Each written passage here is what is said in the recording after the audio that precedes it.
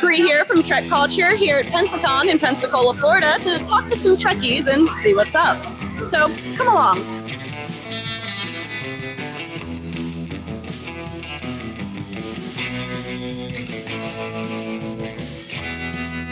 Where do you see Star Trek going in the future? I mean, I hope that, number one, there's more of it, but that, we continue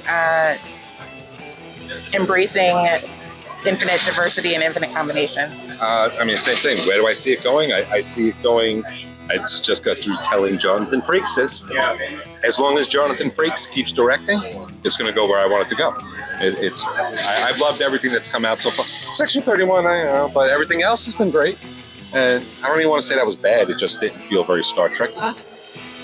At this point, I'm not really sure. I think that the animation is going to be the next frontier, I guess you'd say, but it's up in the air right now. There's some very great shows, but there are also some shows that kind of miss the mark. And I don't know, though, with how large the fan base has grown, I think that we're going to be watching Star Trek well into when we're on our own starships, I hope.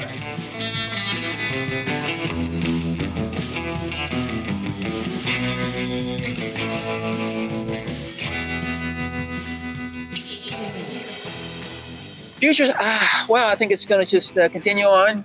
Hopefully, continuing living long and prosper. I am looking forward to seeing what they're going to do with Starfleet Academy. Yeah. I'm hoping that one of these days we're going to get into the Legacy. So I forgot about that. I still hope they do that. I still hope that we get again DS9 characters. I'd love to give. We get occasional here and there. Yeah. An episode or so, but it'd be nice to see more of them. Yeah. And see what's happening, see what's going on with the Cardassians, the Dominion, Bajor.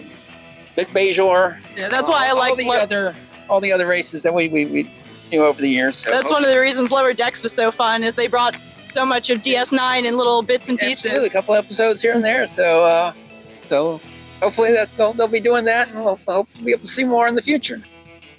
Just on forever, hopefully. I've been watching it since I was very, very small. They need to go back to basics. I'll just leave it at that. I'm not sure. Discovery actually ended really well. I really enjoyed it. But I want to go... Well, I actually don't really know where I want to go. It could go anywhere. So. Yep, I love Strange New World, so I kind of like the remakes of the classics, and we also watch Lower Decks too, and I love Lower Decks. So that's been probably the best one that I see. I hate that it had to end, but but I love that kind of view, like the different views of the characters. You played Keenzer in all 3 of the Kelvin Timeline films. Yes. Are there any moments during filming any of the movies that really stick out in your memory? Makeup. 2 hours makeup, stuck in there, 2 people making up. How it happened, because they were looking for me. Mm-hmm.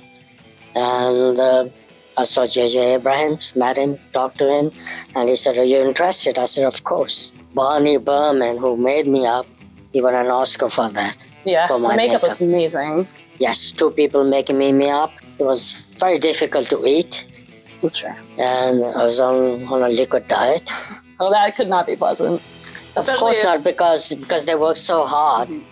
And you got to be careful, not to mess up the makeup. And how many hours did you stay in makeup once they put it on? 14 hours a day. Wow. Prosthetics are notoriously painstaking to sit through. You said it took 2 hours. How did you pass the time during those 2 hours that you were getting prosthetics put on? Sleep. I'm just kidding. No, they'll wake me up. You got to pay respect to the makeup artist. Mm-hmm. And, you got to be alert. Let them do their work. And they are here to make you look good. Mm-hmm. And they did a good job. Of course they did. They did with you, for sure. Of course they did. That's the reason he won an Oscar. Yep. The Star Trek community commonly refers to ourselves as a family, and you said that you were approached for this film. Do you know why he sought you out when he was approaching you for the film? I don't know. That's a good question.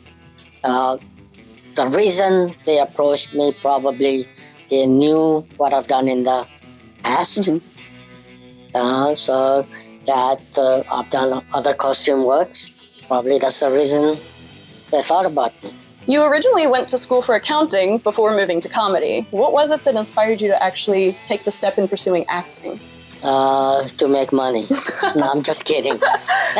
No, I'm sure you would have made just as much comedy. I'm just joking. What inspired me? I started in stand-up comedy, and I met the agents, the managers, and the first movie that they got me. I'm talking about London. I'm talking about 1974, 75. And my first thing they got me was New Avengers with Patrick McGee and Joanna Lumley. That's where it all started. And my first feature I ever did was with Peter Sellers in Munich. And there was not Empire Strikes Back. That's Star Wars. Pink Panther Strikes Back. That was a good one. Yeah. With new Star Trek projects always in the works, now would be the perfect time to see Keenser return as his primetime counterpart. When is he coming back to Star Trek, and can it be now? That's a great question. I'd love to, but I doubt it whether that'll happen. I'll tell you why. Because A, we're asking too much money. People like Chris Pine.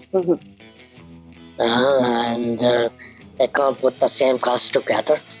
Maybe it's a different cast. Who knows? I hope they do bring you back one day, because we all love Keenser. Of course, then again, who knows? Maybe they'll go do a spin-off and call it A Man Called Keenser. That would be so fun. And you have the new the Academy. It'd be nice to see some Keenser-esque aliens show up in the background. Maybe you could return for that. Yes. Loads of Keenser Juniors. Plenty of them in Starfleet Academy getting ready. Well, it'd be awesome to see it. Well, let's see what happens. It's showbiz after all. Yep. Watch out, Keenser is coming soon. First off, love the costume. Absolutely wonderful. And I'll go ahead and start. What is your favorite Star Trek series? Next Generation. Does that mean Card is your favorite captain, or you got a favorite captain outside of the series? I actually like Commander Riker. That's why I wanted to see Jonathan Frakes, and he's a really nice guy. Where do you see Star Trek going from here? There is no limit. I mean, they changed the storylines. They show so much diversity and the technology that they use. We're even in the age of Star Trek, if you thought about it. Yeah. Because we have doors that open when we step in front of them. We have telecommunications. Aluminum glass. We have Skype now, which is what they used to talk to each other across from the continent. Yep. So.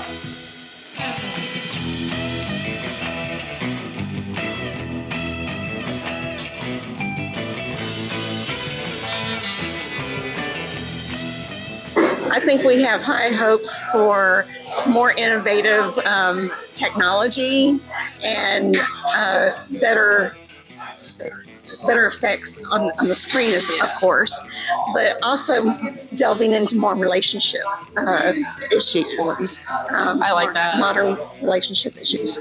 I really want them to keep exploring new things. I want to keep uncovering things that we haven't seen or just know before. I want to go to new eras, new stories, new ships. As much as I love seeing Enterprise D, E, F, I want to, I want to see new shows. I want to see new characters. I want to just see what Star Trek can do without what's known. Because again, what Star Trek does great is it pushes the boundaries. It pushes like the different stories that can be told. And that's what I hope for Star Trek in the future. Geez, I mean, as a casual fan, watching Discovery, I'm going, okay, where does it go next? So I don't know if they're going to go backwards and say, hey, let's hit these eras, or if they're just going to say, hey, let's go 50 billion more years. So as a casual fan who watches everything, I'm just confused. Yeah. I think there'll always be Star Trek. They've been trying to appeal to new viewers, younger viewers with like the straight to streaming movie with I can't think of her name. Michelle Yeoh. Yes. Great show. Not everybody liked it because people don't like new things sometimes. But I like it's all Trek to me. Yeah. It's all Trek to me. Well, the Academy is coming out, and to the future, infinite. I'm hoping they keep the franchise going.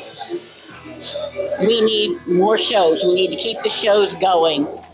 I like that they're doing an Academy show that'll give us a new, fresh faces to put them on ships in the future. I know this. I've heard something about Section 31. I hope we get some more stories about some of the other aliens. Like to have something more original than rehashing the old characters. Just as they invented a new generation after the original series. Get a new show with totally new characters and new villains also. Don't bring back the old villains, have new villains, stuff like that. I'm here with Julio Diaz. And Julio's been wonderful in setting up some interviews for us, so thank you again for that and being so accommodating to the team. Oh, absolutely. Well, we appreciate everything that TrekCulture does. I'm a fan of TrekCulture myself. I watch regularly, and we're excited that you're here. I think Strange New Worlds might be the best, high-quality Trek we've ever had. From a growing up with it standpoint, it's next generation, but my heart, lower decks, lower decks, lower decks, lower decks, lower decks, lower decks.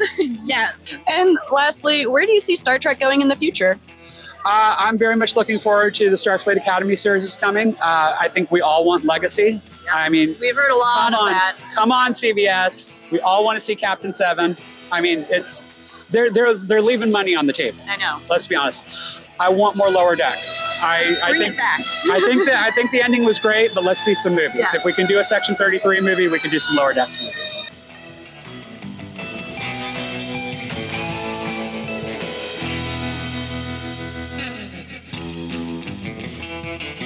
And that is a wrap on Pensacon. We want to thank everyone that we got a chance to meet and interview.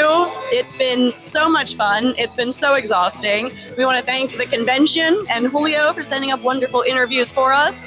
I'm ready to go get off of my feet for the weekend because I need to. But until next time, live long and prosper.